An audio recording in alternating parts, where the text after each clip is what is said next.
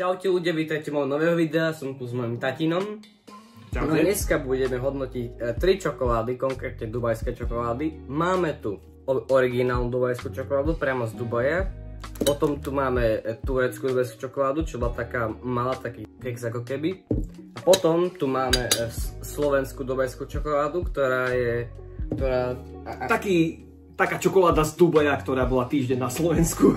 Dobre, a teraz čo ideme vyhodnotiť? Takže dneska budeme hodnotiť 3 veci a to je slad, ako vyzerá, vôňu, čo je veľmi dôležitá vec, ako vonia, a následne chuť. Áno, že to je to najdôležitejšie, chuť, aby to nám chutilo. Jednoznačne. Máme tu 3 čokolády, máme tu dubajskú čokoládu priamo z Dubaja a proste je to reálne dubajskú čokoládu, ktorú nám doniesli naši susedia. V Dubaji. Dubajská čokoláda z Turecka. Potom tu máme samozrejme slovenskú čokoládu dubajskú a nie je to dubajská, je to že turenská, taká že rádoby, pistáciová. Dobre, čiže to by sme tak začali. A začneme podľa mňa tou slovenskou. Také bublinkové, že tak to je bublinková, akože nafúknutá. Plnka je vnútri. Máme vôňu, najprv každé jedno vôňu. Áno. Také klasické, akože už som to niekde voňal, takú istú vôňu a... Určite, neviem. Taká. Dobre, ideme druhú. Teraz tu máme tureckú čokoládu. Dobre, toto bude tvoja, toto bude moja. Takáto kocka je to proste. Ale plnka je už bohatšia. Plnka vyzerá už lepšie trošku. A vôňa? OK, toto vôňa sa mi zdá, že toto je lepšie už. Toto je podstatne lepšie. A teraz tu máme originál dubajskú čokoládu. Na to sa teším veľmi, lebo... A tá je najväčšia celkom, akože jedna kocka je najväčšia. Akože jedna kocka je fakt, že tu vidíte, mega veľká. Tu vidíte tú náplň, ty kokos, že to je keby sme ju porovnali so slovenskou, tak no, a vôňa? A hlavne, že plnka je podstatne akože taká, že jemnejšia. No hej, vyzerá tak také... roztrapkávaš. Vôňa? Vôňa podobne. Podobne ako turecká, ale trochu sladšie. Fajn. Okay. Toto je fajn tiež. No tak keby to nemenilo dobre, tak už mám pochyby. Dobre, čiže ideme na chuť. Ideme ich ochutnávať všetky. Dobre, s ktorou začneme? Slovensko, zase poďme takisto. Dobre, Slovenská, ideme na to. Od asi najhoršieho po najlepšie. Dobre. Uvidíme. Čiže taká, no fakt taká salónka. Ale hej, salónko mi to chutí. Niečo tam chrumka. Nie je to zlé, ale zase salónka to tak chutí. Toto by som z Dubaja na Slovensku určite nešiel. A chutí to dobrá. Taká klasika. Dobre. Zobrali sme si vodu, aby sme keď tak... aby sme si vyplákli ústa, aby sme... Neutralizovali sme si chute. A môžeme ísť na tú tureckú. Ktorá vyzerá, že ma... Akože mne prišlo teraz to Slovenskou, že nemá tak malo náplň, lebo v tej bublinke podľa mňa bolo... Akože bolo dosť tej náplne, hej, že určite, ale akože tá chuť bola vždycky taká ako taká salónka. Dobre, tureckú. Čiže tá vyzerá, že má viacej náplne, akože zľadovo, ale zase... ale samozrejme malička. No tak je to malé, hen. Kocka čokoláda, normálna. Je to také tyčinky, hej. Dobre. OK. Tam aj slanosť v tom, čo je... Takáže sladko-slaná a ešte chrumková. Ako, to je dobré. Čokoláda je jednoznačne lepšia, takisto aj náplň.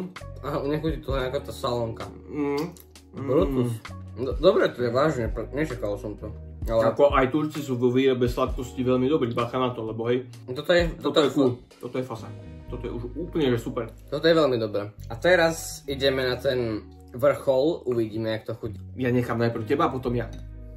Ja si to trošku ešte predelím, aby som nemal takú veľkú. Je vidno, že je to proste iná náplň ako tie všetky ostatné, je tam proste vidno také akoby rozdrolenie v tom, že tam sú nejaké tyčinky, ako keby, neviem. Akože samozrejme je to väčšie, väčšie to je. Bude to samozrejme väčšie, je to určite väčšia čokoláda než tie ostatné, a hlavne ten vzhľad, čo sa mi páči na tom, je to, že napríklad tu mám ešte zbytok tej dubajskej čokolády, že tam máš také pásiky, že to asi je nič najvyššie k tomu a rozpadá. Podľa mňa akože farebná čokoláda ešte. Rozpadá sa to. Chrumká to. Je to fajn čokoládové. Ale tá náplň je strašne nevýrazná. Čiže nevýraznejšia ako v tej tureckej, hej? Chutí výborne. Ale zase... že tá chuť je taká nevýrazná. Viac cítim tú čokoládu ako tú náplň. A pritom tá tu... Chrumka viacej. Určite, však tie všetky tie malinké čiastočky, ako vidíte také tie pásiky v tom, tak to sú tie tyčinky, ktoré robia ten chrumkatý efekt. Nie je to zlé. Ale zase... Je to fajn, ale že by som asi len kvôli tomuto letel do Dubaja. Ja neviem prečo mi vesúdi tá turecká. Nepamätám si koľko stalo toto, tá turecká.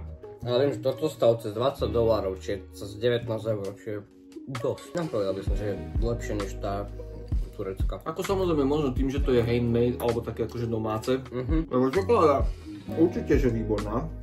Toto ma prekvapilo, že to nebude tak výrazná. Zase hej, keď to je možno že domáce, urobené, tak to bude nejako menej tak sladšie možno, lebo tam mohlo byť nejaké akože viac umelé, ale zase, čo ja vím, to fakt mi to viac chutilo toto. Čo chutilo? Chuťovo turecká vyhráva, ale zase... Jednoznačne ako cítiť aj v tejto dubajskej, že tá čokoláda je výborná, akože kvalitná. Není to ten slovenský. Ale asi áno, že čo sa týka chute, akože jednoznačne najvýraznejšie bolo to turecké. Že bola taká podstatne sladšia tá čokoláda, taká na spôsob skoro Kinder čokolády, tej tmavej. To slovenská, no to... A to Slovensku to nie je to tam. To máte viac fakt ako salámku, máš akože, keď chcete chodiť si to vyskúšať, akože kúpiť si aspoň tú tureckú a tú Slovensku, lebo turecká je viac ako dostupná než... Tak hlavne Slovenská sa ani netvári, že je dubajská čokoláda. Hej, lebo... Ona sa Slovenská tvári, že je s pistáciovou náplňou. Proste je obyčajná pistáciová náplň. Fakt, že čo sa týka čokolády, tá dubajská je taká, že menej sladká, ale myslím, že kvalitná čokoláda. Náplň je trošku viacej chrumká, ale fakt, že tá chuť není tak výrazná ako pri tej tureckej, že tá turecká mala naozaj asi chuť najlepšiu, akože pre nás. No tak možno niekomu bolo byť akože príčetne sladké, ale fakt, že čo sa týka tohto, tak u nás asi vyhráva táto turecká dubajská čokoláda, turecká dubajská čokoláda. Keď si zase porovnáme, že veľkosť toho, tak akože toto je fakt akože taká malinká tyčinka toho. Najväčšia asi študentská peča, lebo akože je to obrovský obal a čokoláda je väčšinou asi potiaľto, čiže je to väčšie. Toto by bola naša recenzia, alebo proste zhodnotenie všetkých týchto troch čokolád. Ani nie, že recenzia, ale ono to bolo len také shrnutie, že pozrite sa, máme tu 3 možnosti, tak sme si pozreli, ktoré je najlepšie. Samozrejme, pre nás vyhrala turecká, čo sa týka chute. Asi áno. Zase čo sa týka vzhľadu, konzistencie a podobne, tak tam jednoznačne ako vyhrala tá dubajská originál čokoláda z Dubaja. Táto slovenská, síce už to než nedelo, zase to bola slovenská, tak no... Slovenská zostane vyslovene ako také, že núdzové riešenie pre niečo sladké. Odsud.